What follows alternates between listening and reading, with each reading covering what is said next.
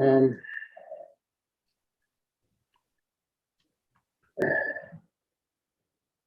no. So. Okay, now hold your tongue. I've got to get you introduced here. I'm about ready to go. By the way, hello, Doug. Hi. Okay. Good to meet you online. Hold on. What part of Montreal are you in, by the way? Oh, Come sorry, on. Matt, I'm You gotta be interrupting you quiet. again. Yeah. Quiet. I'm starting. All right. Hi, I'm Metta Spencer. And today I think we may, oh, here comes air. Let's start over. Wait a minute while we get, all right. Come on in, Aaron. It's better for you to be here when I start. Could you give us a recording, Meta? Well, we're live, but that's okay. Audience, be patient. I've got a guest coming in and it's really going to be worth your while. Hello. Yeah. Yeah. Yeah.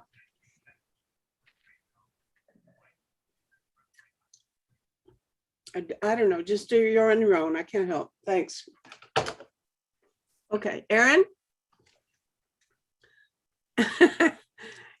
Aaron, you. In the midst of connecting to the audio, it says. Yeah. Hello, Aaron. Hi there. Hi. Now we want to see you. I can hear you, I think.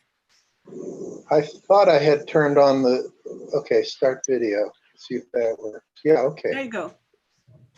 All right, fine. Now that's nice to see you. And I will introduce you now because we're already live. So all of this is being entertaining to somebody, maybe. I'm starting over. Hi, I'm Metta Spencer. And today we're going to Mexico City for one thing, and we're going to Montreal, and we may go to Geneva. So, but I'm not so sure because the Geneva guy hasn't shown up yet. Anyway, we've been fumbling around trying to get ourselves started today because this is a schmooze day. Some of you may know that on schmooze days, I don't have an agenda. So I never know what people are going to talk about. I just put together some interesting people that I think should know each other and try to put them together and see what happens. So today, what we have, you will have an opportunity to meet Aaron Tovish, who's just joined us. He's in Mexico City in the Swedish embassy to Mexico because his wife is the ambassador to Mexico. And he is a retired coordinator for Mayors for Peace, who that outfit was based in Hiroshima. And he's living in Mexico City now. Hi, Aaron. Good morning. Aaron? You're frozen already. Okay. All right. We're going to have some editing to do later on. And also now in Montreal is Abraham Weisfeld, who is a Montrealer who is Jewish, but he's anti-Zionist. He's a big-time activist who normally he lives half of the year, and maybe he's going to start living year-round in Nablus, Palestine. And I imagine he has a few things to say about what's been going on in that part of the world this past couple of weeks.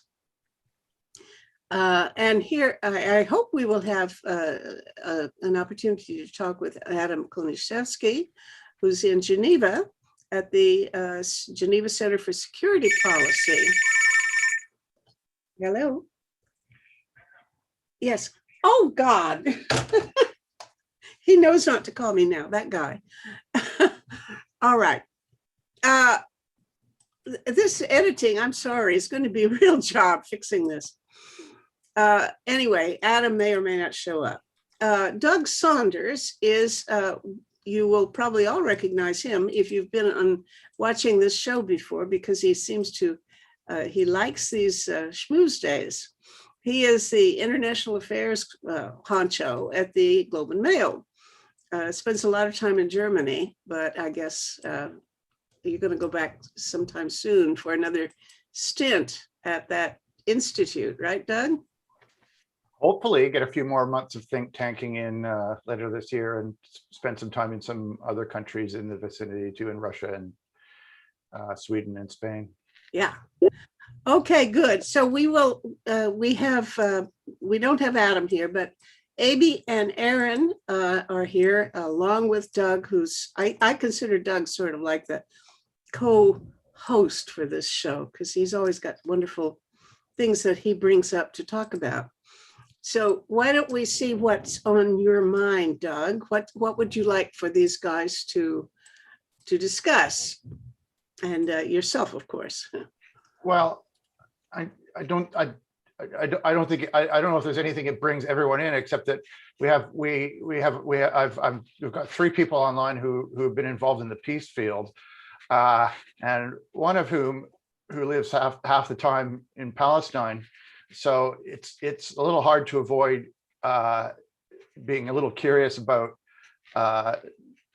what's going on in terms of lack of peace in Palestine right now. Abraham, what are you hearing in Nablus?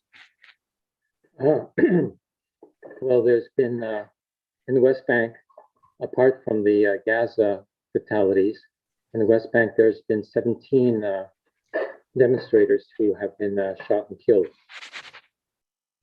So this is unusual for the West Bank, and it's going to be, considered to be very provocative, by the Palestinians, and will provoke, a response of one sort or another. We don't know. Nobody knows.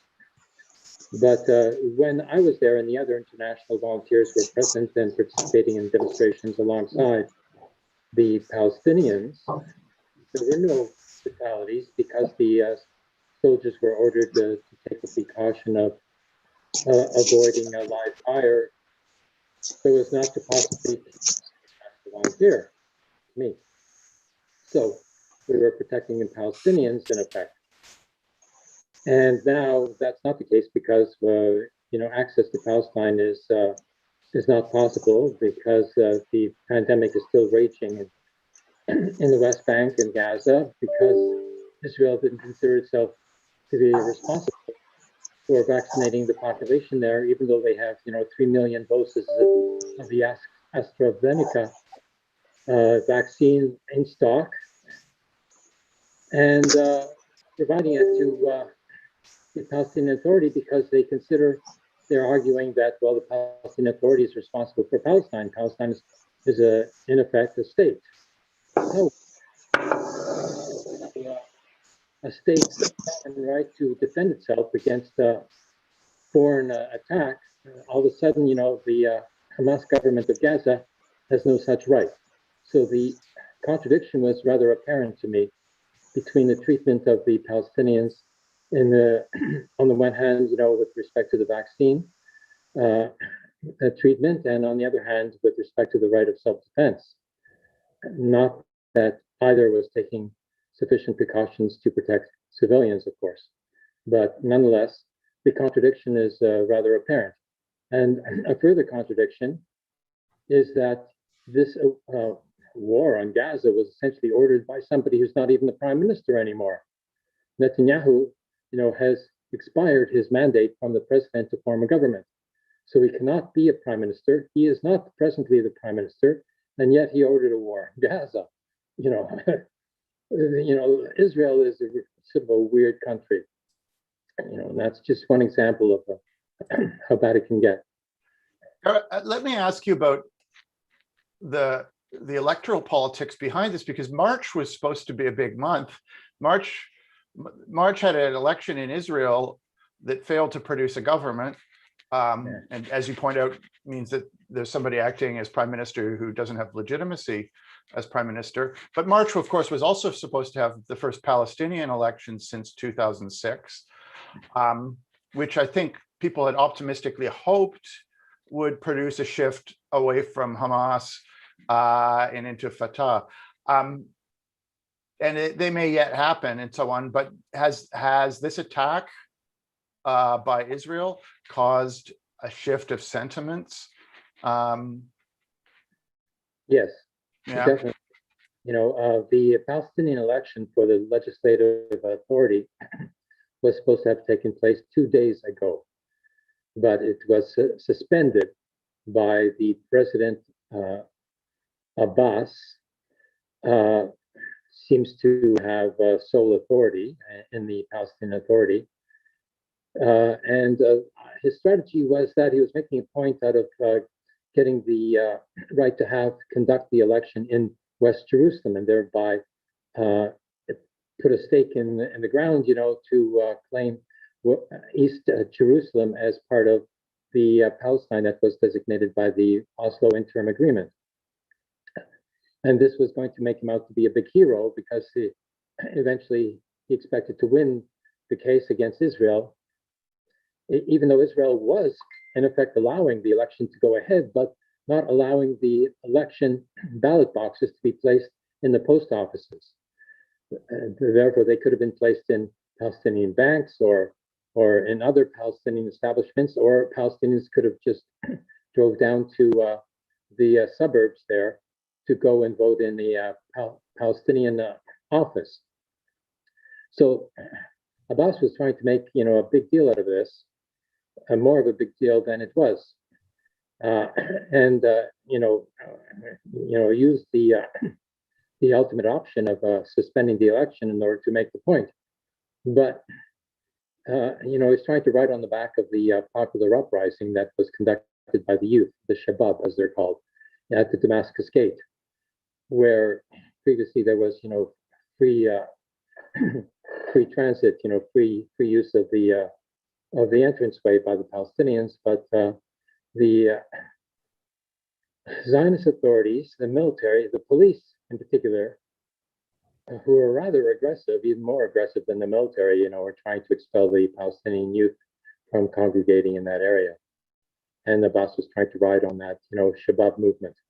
But it didn't work, because Hamas decided to jump on top of the horse as well, and made a bigger deal out of the matter by coming to the support of the Palestinian youth at the Damascus Gate and the residents of Sheikh Jarrah, by launching a counterattack using mortars, which are not rockets, don't have an explosive charge, don't have a guidance system, but nonetheless are treated as such and used as an excuse by Netanyahu to jump on the horse himself and ride, to the authority that he assumes. So it's a big mess, really, and unfortunate still, that it hasn't resolved much for the Palestinians, and resulted in 253 casualties in the Gaza, and 50,000 people who are now refugees again in Gaza because their homes have been destroyed, together with the pilots who decided to take revenge on the journalists by bombing the journalists' tower there, together with the radio station antennas. And the servers for the internet service in Gaza Strip were also bombed, as well as other infrastructure. So Israel was trying to degrade the political authority of Hamas and its operating capability in its own campaign. So there's a lot of opportunistic interests that are in play here, all of which disregard, the civilian population of Palestinians. I'm curious. By the way, I can't understand much of what you're saying, Abie, so probably I'm asking inappropriate questions. But for everybody, I am curious about how much, if any, well, I think there is some shift in the public opinion globally, but it's really the U.S., of course, that's most important in that the U.S. has been so supportive of the Israeli position up till now. But I certainly hear evidence that there is a change of opinion in the U.S., and I just don't know whether it's enough to make any difference and whether it's reflected globally. Is there any additional movement, for example, in Mexico? Aaron, you're muted. If you'll unmute, I'd like for you to say a little bit about the attitudes that you're hearing around you in Mexico about the recent war in the Middle East. Aaron? Aaron, can you unmute yourself? there. First I'd like to make a comment based on my experience of working for 14 years with an international network of cities.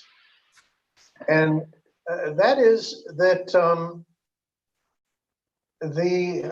what international law says about attacking civilian populations and densely populated areas is being pretty regularly violated. There's an international campaign against the use of wide area explosives in populated areas, which is doing very good work within the UN system among experts and so on, but it's not getting much attention internationally. And then, if Doug will forgive me, I think that the media handles this issue of cities coming under bombardment, be it by Hamas or the Israeli Air Force, handles it very badly. There's nothing like for a great visual opening of a news report to show a big billowing fiery ball of smoke rising up above an urban neighborhood, or big buildings burning and so forth. And it's rarely, if ever, said that this is a war crime. What's happening with this kind of warfare is criminal. Am I still connected? Because Yes, you're making perfect sense too, thank goodness. Now, when I worked for Mayors for Peace, we became pretty consistent at condemning attacks of this sort, regardless of the source, regardless of the supposed justifications. And United Cities and local governments also picked up on this. But I haven't seen it happening so consistently lately, or the media simply being negligent about reporting these opinions of city leaders from all over the world. And so, Doug, I challenge you to talk to some of the leading members of Mayors for Peace and United Cities and Local Governments, which is headquartered in Barcelona, Spain, to get reactions from them and how they feel when they turn on the TV and see these kind of explosions occurring, and the commentators say nothing about the legality or illegality of such attacks. Getting mayor's views is certainly a good idea. I mean, I would say the illegality of the taxes was the main subject of the reporting last week, and tended to dominate the coverage. I mean, the fact that it violated both international agreements and sort of international law was the outstanding fact about the Israeli response. Well, I noticed an uptick in that when the Associated Press and Newsweek, and I forget a few others, actually they themselves came under attack. And of course, it's particularly egregious when the media is attacked, as for example happened when NATO attacked in Belgrade. But while I take your point that it's mentioned, I don't think that you're hearing it from city leaders, and that city leaders internationally are very concerned about the low level of respect that's given to a really a central part of international law. Yeah, it's partly because I think the comparison of scale is a difficult one, in that municipal leaders do have strong voices in these things. Part of the problem, of course, is that in Gaza there isn't such a thing as a municipal layer. It still does not have a legitimate government. It's an area under Israeli military control, And so you don't have that type of voice, that scale of government on the Palestinian side, at least not in Gaza. West Bank's another matter as far as the structure of government. So, What about the mayor of Toronto? It's an interesting idea. It would be worth hearing a statement from mayors. Yeah. Can you get a statement from mayors, Aaron? Well, I haven't worked for Mayors for Peace for 4 years now. I know, but they know who you are. Yeah, no, I could put the challenge to Hiroshima and Nagasaki and some of the other leading cities, and I could bring it up with Claudia Sheinbaum, the mayor of or governor of Mexico City. Okay. And then Abie, what would you do with that if you had a new list of protesters, like 6,000 cities all against what the Israelis are doing to Gaza? Where would you go with that? There are about 6,000 cities in Mayors for Peace, aren't there? Over 7,000. 7,000. Okay, there you go. Okay, Representing we'll one- get 7,000 protests for you, Abie. What are you going to do with that? That would have an effect upon the undecided Jewish opinion. It should be known that there's a great deal of dissident opinion that is now going mainstream, you know, in the Jewish nationalities of various countries against the policies of the governments of Israel. And I'd like to point out to one particular example, a journalist by the name of Peter Beinart, who writes for Jewish Currents and writes for the Jewish Forward in New York City as well, who is a mainstream journalist and previously was a pro-Zionist, has now come out for the right of return of the Palestinian refugees. Yeah, he's on every TV show you turn on. Well, and I think the essay that Abraham references, which was in Jewish Currents, which is an important magazine that he's on the editorial board of, was an influence, although maybe not in the way necessarily it has a different influence in different ways, because of course he pointed out that the two-state solution is politically harder to imagine after a decade of Netanyahu expanding settlements and so on, and pointed out that there's no way you could have a sustainable one-state solution that would be recognizable in international law and moral without giving Palestinians an equal right of return as Israeli Jews have. And he quite eloquently pointed out that they're both populations that are connected to a historic memory of displacement, and that multi-generational sense of displacement is central to national identity in both Palestine and Israel. But for some people, that would be read as being an argument about how you could make a one-state solution work. But I think for a lot of people, and I said this in my column on this topic last week, that I think for a lot of Israeli readers, that essay would be read as making the case of why a one-state solution is impossible, and why it's why abandoning the Middle East peace process, or whatever ruins of it still exist at this point, would still be the worst option, because you would have to consider things like having a parallel and equal right of return. And yes, I would like to agree with Doug there that the right of return basically makes a one-state solution unfeasible, and the one-state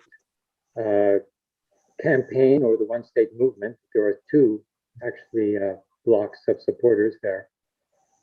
Both of them ignore the right of return of the Palestinian refugees, which makes the one-state solution not a solution. On the other hand, the two-state solution is not feasible in the sense of two sovereign states.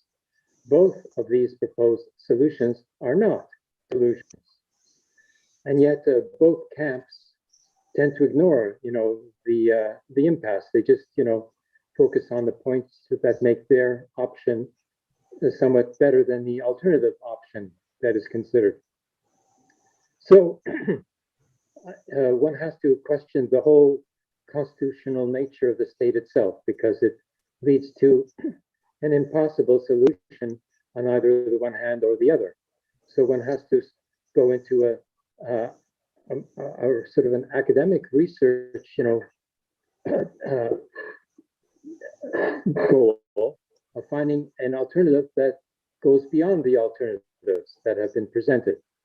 So plan A doesn't work, plan B doesn't work, and you have plan C. Is that it? So over the 3 years that I was writing, in Nablus, when I was living in Nablus, I had to figure out, some other solution.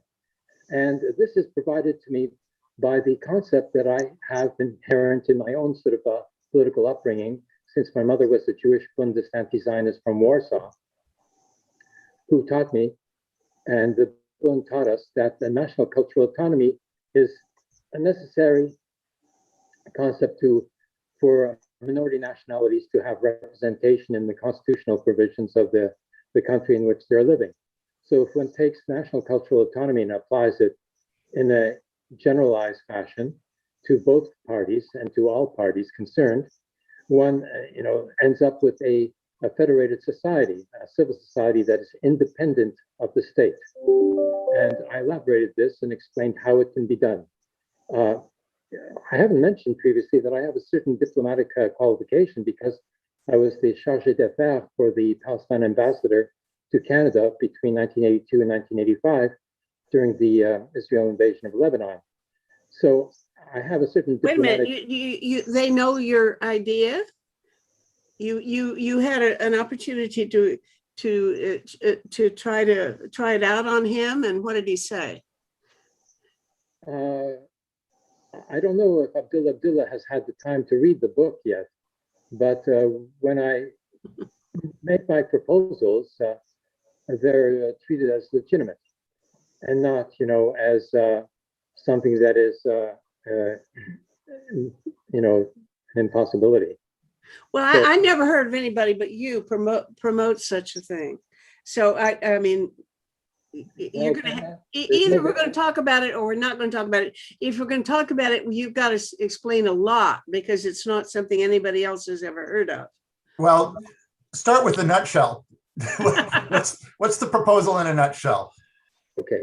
Now, each population which has their own national identity, of course, have the right to their own national representation, and so they would elect their own government. There would, be a Jewish government, and there would be a Palestinian government, and there would be Jewish people living, amongst the Palestinians, or living in mostly Jewish municipalities such as Tel Aviv, which would have their own municipal government as well, and thus give, a certain identity, governmental identity to the Jewish national identity in such a case on a municipal level, in addition to a governmental representation over the entire territory. This would allow for the return of the refugees, which would make the Palestinians the majority. Now, in a one-state solution, if the question of the return of the Palestinian refugees were to come up, according to liberal democratic theory, majority would decide the matter. However, when the majority would be rather slim, in either one case or the other, either the Jewish, vote would determine that the Palestinians don't have a right of return, or if the Palestinians decided by a slim majority that the Palestinian refugees did have a right of return, this would, obviously break out into a civil war. It's not a solution in and of itself. So how to bring about the right of return of the Palestinian refugees, who now number 7.5 million, whether they return or not, nonetheless, they would be granted citizenship and a vote. So how to achieve this would have to be based upon the principle of the national cultural autonomy. And so there would be governmental independence for the Palestinians, governmental independence for the Jewish Israelis, who are a Hebrew nation, and be a federal council in which each would have to have, I assume there would have to be, 50-50 representation in the federal council, in which, both one and the other, would have a veto power over any fundamental change in that configuration. Then there would have to be constitutional assemblies for each national grouping, and then a constitutional assembly to determine a federal constitution as well. So it's a whole process that I've outlined, with constitutional provisions, with reference to Resolution 181, which allows for such a procedure, which has been outlined by Dr. Uri Davis, who lives in Ramallah and who is a Jewish Palestinian, who is actually on the political commission of the Fatah Council. He's a member of Fatah, as well as Rabbi Moshe Hirsch from the Turikarta, who's also in the executive. He's an executive member of the Fatah Council, Fatah Party. So you can see that the process has already gained, some headway amongst those, who are both Jewish and Palestinians, but who are anti-Zionist. So in short, this is interesting. It's a proposal to have two sovereign nation states defined by ethnic identity, but without any territorial basis. Yes. But you know what it sounds like to me? I can't help thinking of the millet system in the Ottoman Empire. I can't help thinking of that. Is it?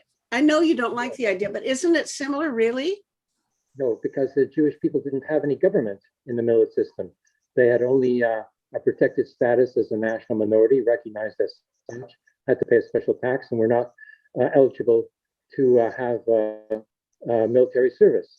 So they had no capacity for self-defense. Supposedly defended by the state and paid for that defense, by the special tax, which ended up not defending them. And there were various riots propagated against the Jewish community, which has nothing compared to the Holocaust, by the Christians of Europe, but nonetheless, didn't offer sufficient protection for the Jewish people, who therefore found it an attractive proposition when invited by the Zionists to go to Palestine, and they did so until they actually formed 70% of the Jewish Israeli population at one point, until the Russian Jewish population immigrated in a number of 2 million.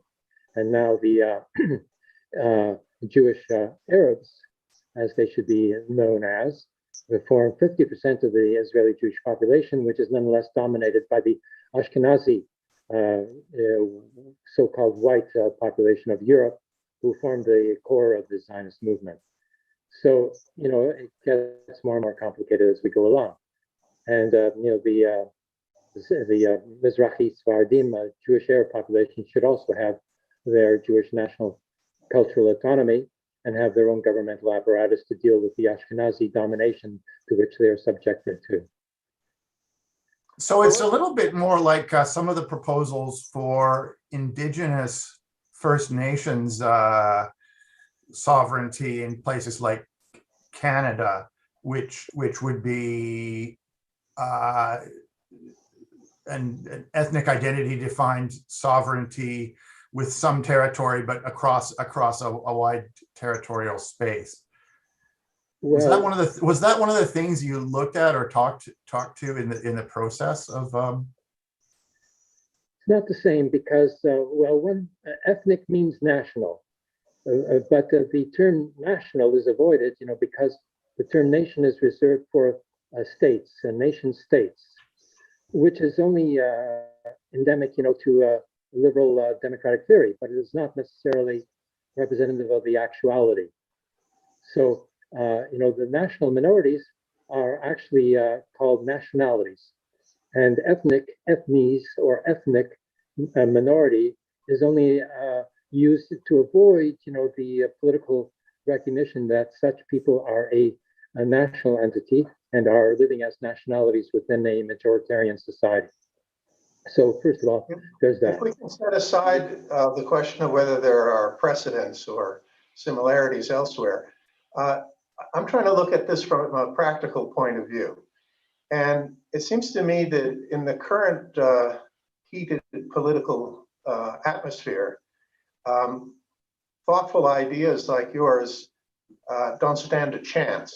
And the major actors, be it Netanyahu or Hamas leaders, would be quite hostile to any serious exploration of this. And so what I'm wondering is whether there could be created a neutral space where people from all the relevant sides could be brought together, shielded from the current, brouhaha, and allowed to work on this in a thoughtful way, but a deliberate way, and at the right moment, come forward with Plan C. Precisely, that's a constitutional assembly. That's what a constitutional assembly would accomplish. So, but, when I presented my book, and it's titled basically The Federation of Palestinian and Hebrew Nations, when I presented that to the Palestinians, all the Palestinians that I spoke to about it agreed immediately. So from the bottom up, it's feasible. Of course, those political actors who are representative of a given nation state are not going to agree because it contradicts their own power base. So they can be ignored. Under your proposal, what would happen to the current physical territorial space of Israel-Palestine? That's the second point I wanted to make, Doug, that such a national identity is not associated with a given territory, as in the case of the indigenous nations of Canada, which have been recognized in particular by Quebec and British Columbia. So there can be a concept of national cultural territorial autonomy applied as well, in particular to the Black nation in the United States, to those territories in which the Black people are a majority. This can become an autonomous territorial entity in a future reconfiguration of the American Constituent Assembly. However, in this case, the only sort of, separations of populations that one can point to in Palestine are the northern regions of Israel, where there's a majority Palestinian population, and in Tel Aviv, where there's a majority, Jewish population. All the rest is mixed. And the Palestinian refugees could return to those territories in which they had been resident previously, which are not populated by the Jewish Israeli population, because 80% of the Jewish Israeli population is congregated around Tel Aviv and its suburbs. So, well, even then, that's changing fast too, isn't it? I mean, northern Tel Aviv is pretty Arab and Muslim at this point, isn't it? I don't know. Yeah. I know more expert about either. Palestine than I know about Israel, actually, because that's where I've lived, for many years, for half the year in each case. And I first started going to Palestine in 2003 after Rochelle Corey was killed. And I worked with the International Solidarity Movement in the Balata refugee camp, when at that time, there was this complete occupation, military occupation under the Prime Minister Sharon, who was supposedly not allowed to be a prime minister by the Commission of Inquiry that investigated the massacre that he organized in the Sabra Shatila refugee camp in Lebanon. At that time, in Nablus, there were blockades, set up by the military not to allow transit, over the main Jerusalem Street, thoroughfare, in the city. The refugee camp of Balata had its Market Street, blocked off on either end, by big, mounds of earth and stones that were placed there by the military. And we went out and we took these obstructions down. And this was followed through by the mayor of Nablus, who took away the main blockage there on the Jerusalem Street. So we make progress, and all this, like on the ground, work that I've been doing and that others have been doing, and together with the Israeli opposition, together with the Jewish opposition in North America, which is now quite prominent, Jewish Voice for Peace in particular, Not in Our Name, Bend the Arc, and the others. There's so many, like Jewish, activist organizations now, which are not Zionists. Jewish Voice for Peace, which has now proclaimed itself to be anti-Zionist, who would be very amenable to such a federation. and they were considered to be a solution. However, it's very difficult to get through some of the blockages. I should mention there's been a recent division, organizational division in the Jewish opposition movement between those who accept the Zionist definition of Israel as being a Jewish nation state, who accept the B'Tselem and Human Rights Watch designation of Jewish supremacy, who accept the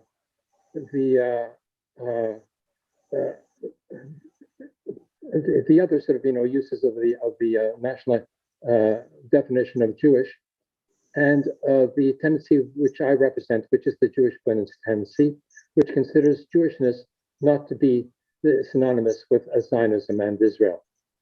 So we refuse to accept the notion of a Jewish nation state. We do not consider Israel to be a Jewish nation state.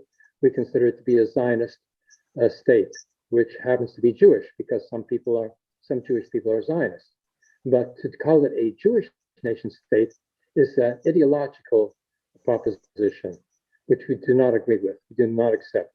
We do not accept the designation that this is Jewish apartheid.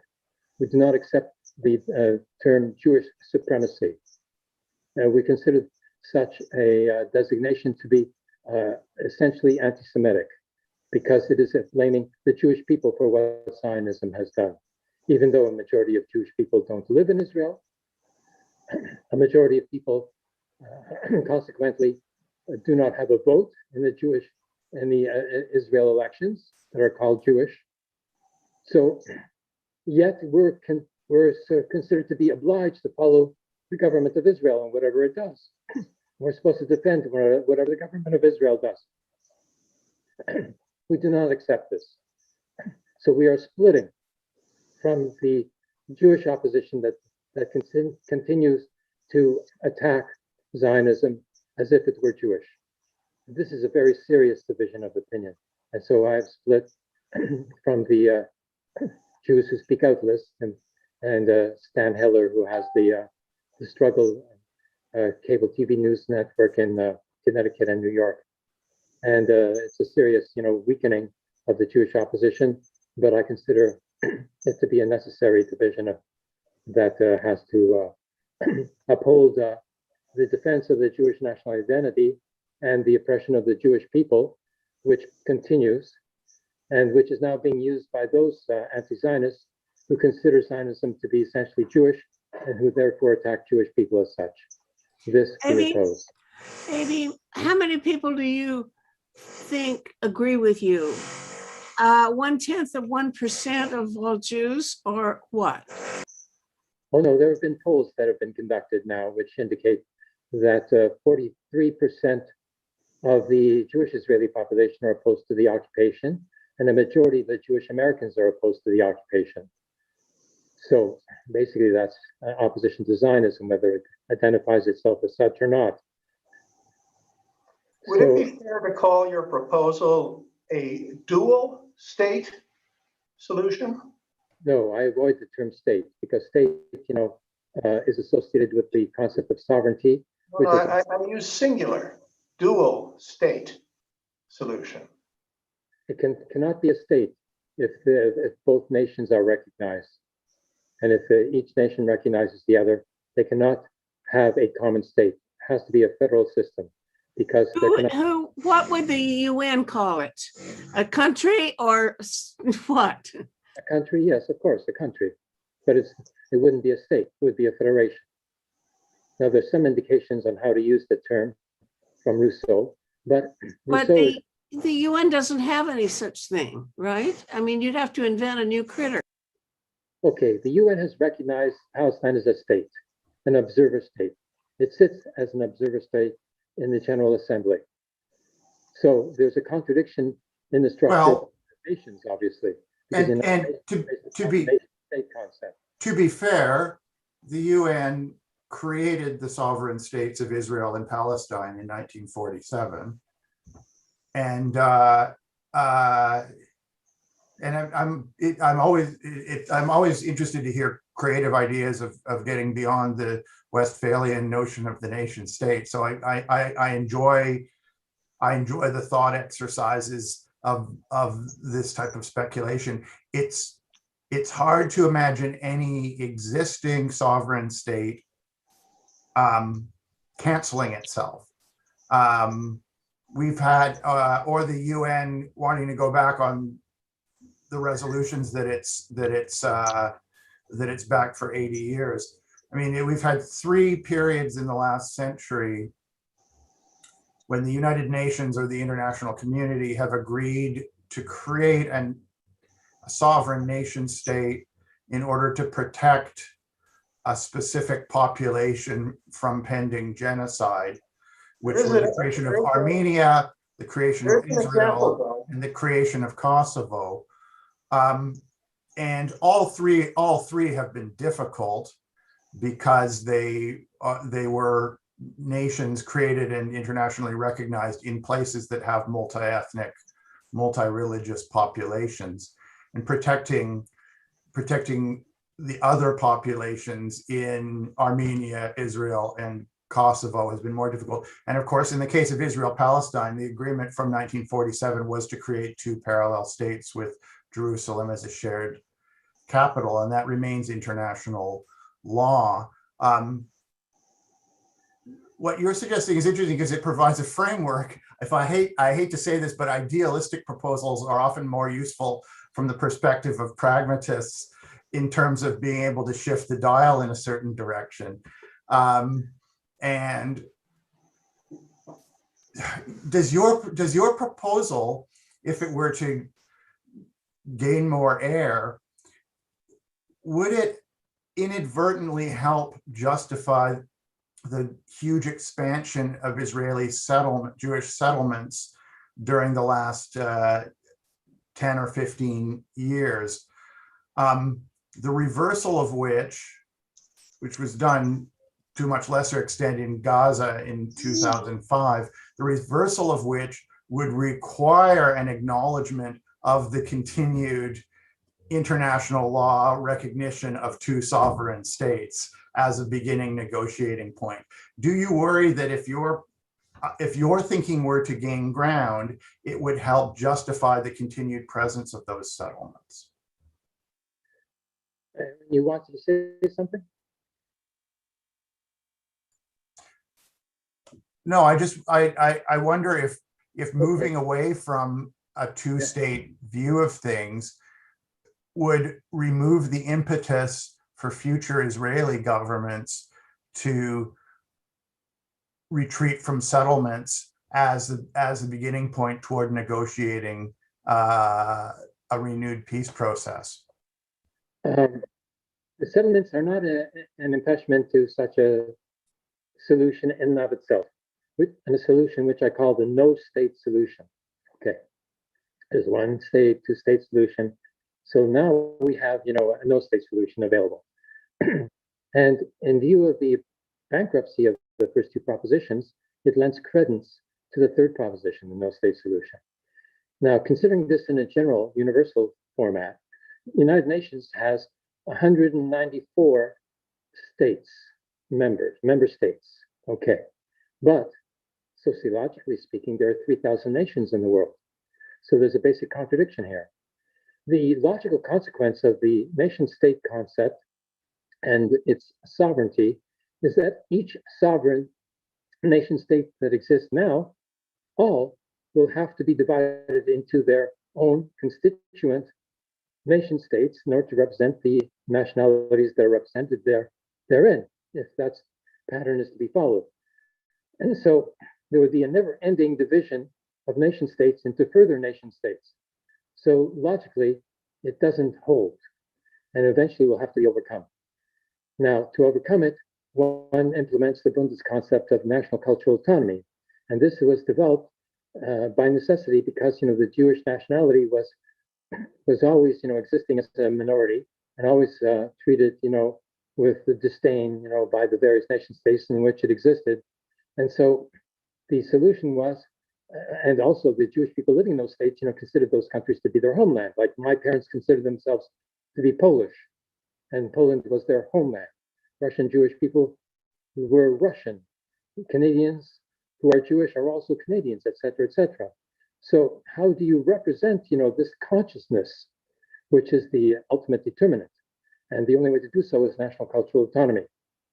So you have a constituent assembly which remodels every given state, to be representative of its constituent population by implementing national cultural autonomy. So it is not merely speculation. It's not merely a theoretical proposition. It becomes a necessity after a while.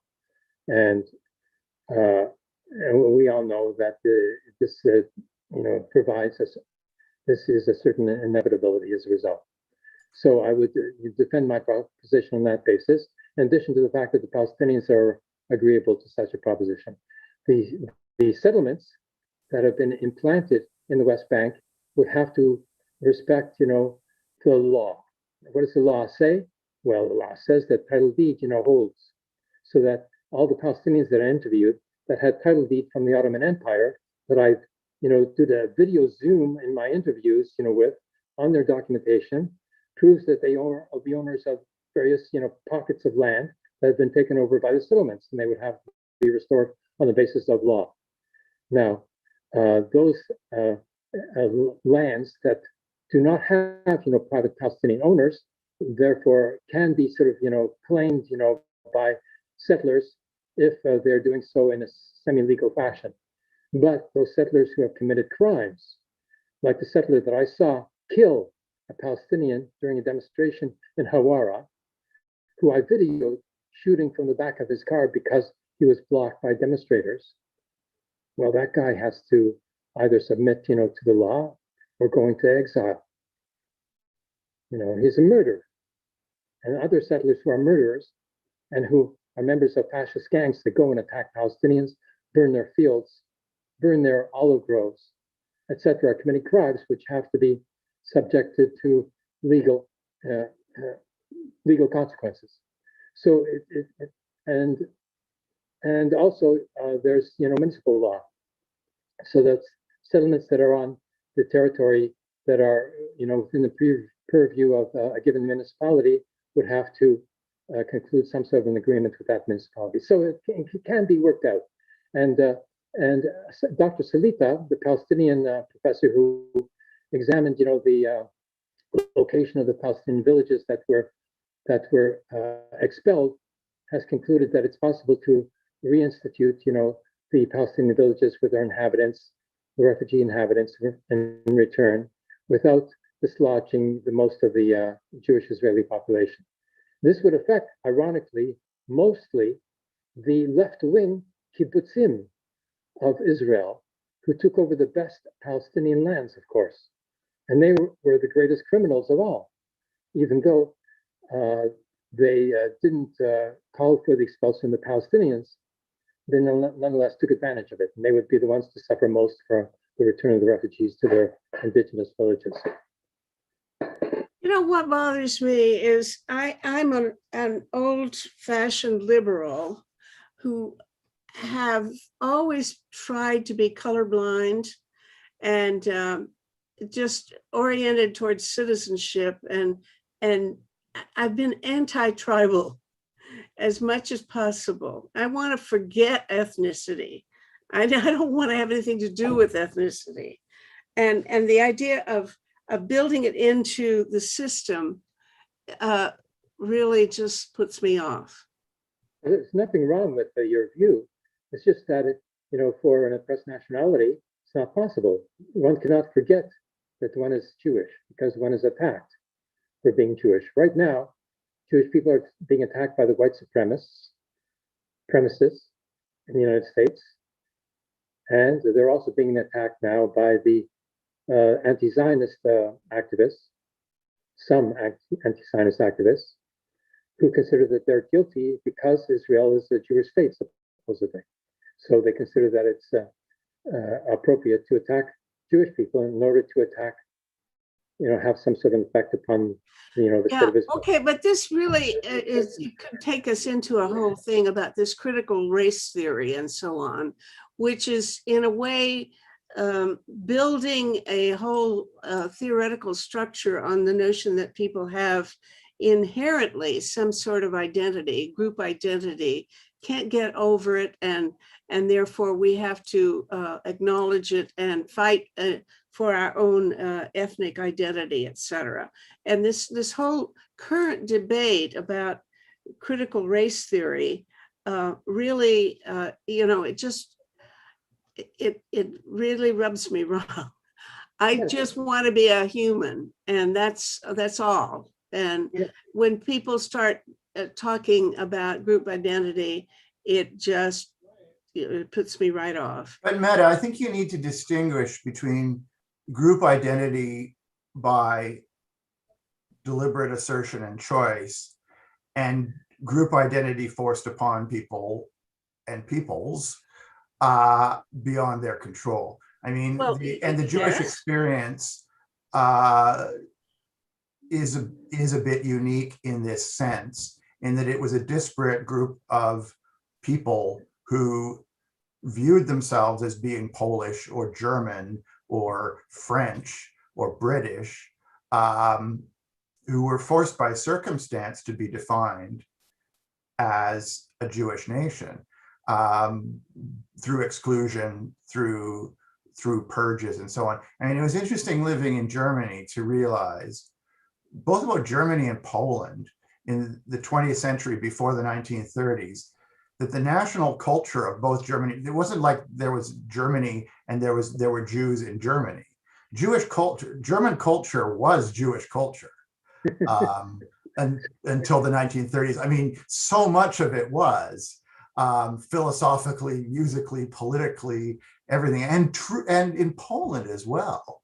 That the violence of the cultural exclusion created people who had to self-define. And I would say that in terms of the current, overheated debates about racial theory, I think the basis behind a lot of this stuff is that you do have African-American populations who were forced to be Black as an identity by outsiders, not necessarily with their will. It wasn't the identity you have.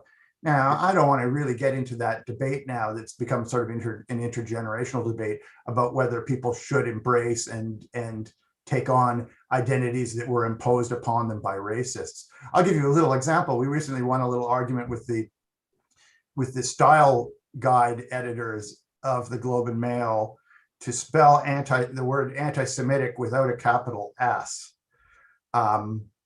Because the notion of Semites which was a euphemism for Jews from the 19th century based on linguistic mythology, was created by racists, right? I mean, the anti-Semitism is the word that exists for Jew hatred, but the concept of a Semite is a racist concept. It was invented by racists. So we argued that to capitalize the S gives false reality to a mythic concept, and that sort of thing. So a lot of our society is undercut with identities that are forced upon people by racists or by people who seek their expulsion. And I suspect for a lot of Jews, for a lot of Black Americans, and so on, it becomes a matter of, for a lot of Muslims in the world, it becomes a matter of, this may not be the thing I want to be, but it's the identity that the world has forced upon me. And do I make the most of it, or do I try to dodge it? I sympathize with your position, because I don't use the term, and I would dissociate, from critical race theory on the basis that it's using the term race. Race, it doesn't exist. It's a 19th century concept that was used as a synonym by the imperial powers, colonial powers, to mean nation.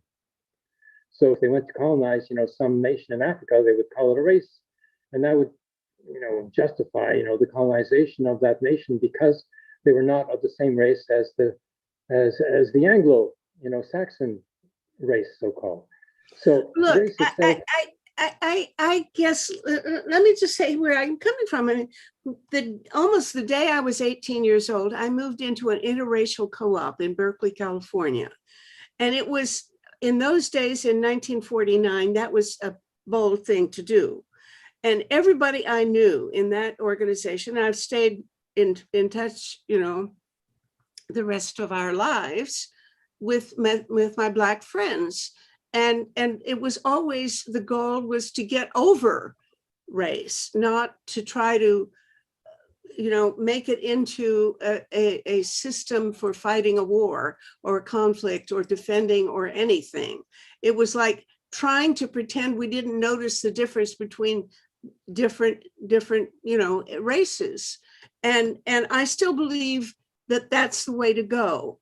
And I can't help it. That's just, and all of the Blacks that I was friends with then and remained friends with the rest of my life have the same view. As a matter of fact, so would Martin Luther King. I think he would be horrified by the position that's being taken as a way to fight against racism. It's, you know, the way to fight against racism is to, you know, overlook race. Well, Can I just say we need to have an interview with Meta about living in a multiracial co-op in 1949 in Berkeley. I did not know that aspect of your biography. I have to interview you at length about that, not to mention all the other things that happened to you in Berkeley over the next couple decades. Well, yeah. There's two methods of overcoming the problematic that Meta has presented. Okay, there's assimilation, which I think is the name of the proposition that you're making. And there is dual identity. Dual identity is possible because a person can have the national identity of two different entities.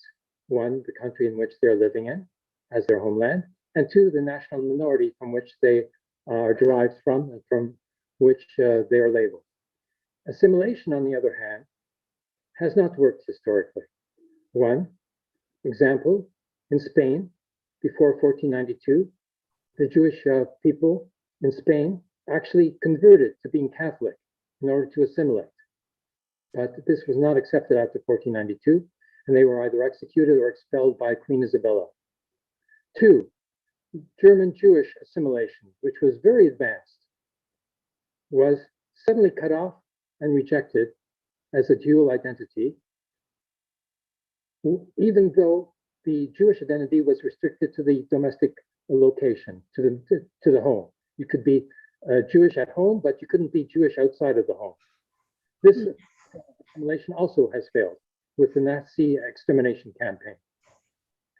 Now, we still hear Marxists calling for assimilation of Jewish people.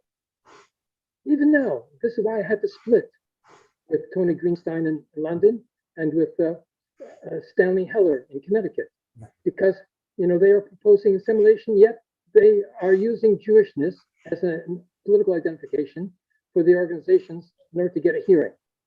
So they are in a contradiction and holding a position which has not worked. Furthermore.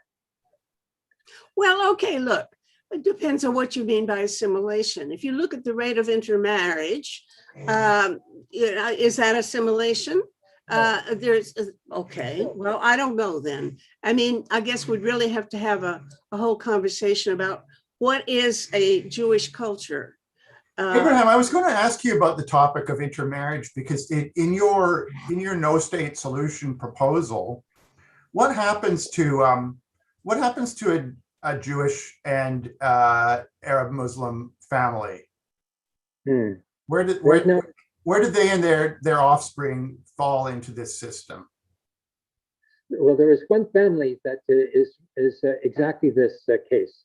In Nablus, there is a Jewish Canadian Israeli who lives with her husband and has 3 daughters. I won't mention her name for the sake of her security. Sure, and I've met plenty of families in Israel and West Bank who are mixed. I mean, they're certainly not numerically a very large group in Israel Palestine, but there are hundreds of families anyway who are both Jewish and Muslim. and or various combinations involving Christian, Jewish, and Muslim. Well, how do they fall into this system? First of all, they're accepted by the Palestinian population. And secondly, again. No, I don't mean in the current system. I mean in your proposal. Okay, and also in the United States, the majority of Jewish people are intermarrying, with the non-Jewish people.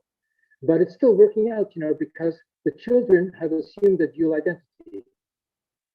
So in effect, it means an augmentation of Jewish American community and not a diminution of the Jewish American community, but it is an identity that is not the same as before. I use an analogy or a metaphor to describe this, because if you consider a national identity, a national culture, to be like a river with a flowing stream of water. Now, the river is always the river, but the water is never the same. The national identity always exists, but in each generation, it changes. National identity is not static. And a dual identity is one aspect of this changing national identity. I certainly, I like your conceptualization of identity and culture as being things that are something that's organic and changing for each individual throughout time. I mean, I would argue that even for specific individuals, you have a different culture at different points in your life. I was pointing out that my grandfather's culture was as alien to mine as somebody in Riyadh is to me, and in fact was very similar in terms of certain aspects of roles of men and women and so on. That said, in nuts and bolts terms, under your no state proposal, somebody who was of mixed identity, who governs them? Oh, in the resolution 181, there's a paragraph there pointed out by Dr. Ray Davis that says that Palestinians and Jewish people living in the land can adopt the citizenship of either the Palestine political authority or the Israeli political authority. So it doesn't matter where they live. But not both? Huh? Or both? Can you have dual citizen? No. No, under that clause, they can choose, Palestinians who are found, within the confines of the Israel state can choose accordingly to the resolution 181 to adopt, Palestinian citizenship, and they would vote in the Palestinian election, even though they were living in Israel, and vice versa. My solution is, I want everybody to adopt both. I want to be. I'm an American and Canadian. And if I could also be Israeli and Palestinian and a few other things, I would do it. And I think that would be the best solution of all. Well, there are examples of that. Samaritans living at Mount Gerizim, in Nablus, they have the citizenship of Israel. They have the identity card, from the Palestinian Authority, and they also have Jordanian citizenship. So they have three, not just two. It's possible, yes. Meta, So, I have to go because Okay, I think we've run over anyway. This is a weird session. I don't know how I'm going to edit it because I have not been able to understand half of what Abie has said.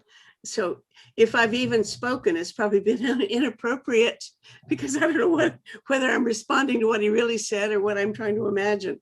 I heard it all, and it was interesting. And I'm Meta. I thought your responses were comprehensible and good too. And our other guest was clear too. So I think when you go back and you listen to it on headphones, it'll.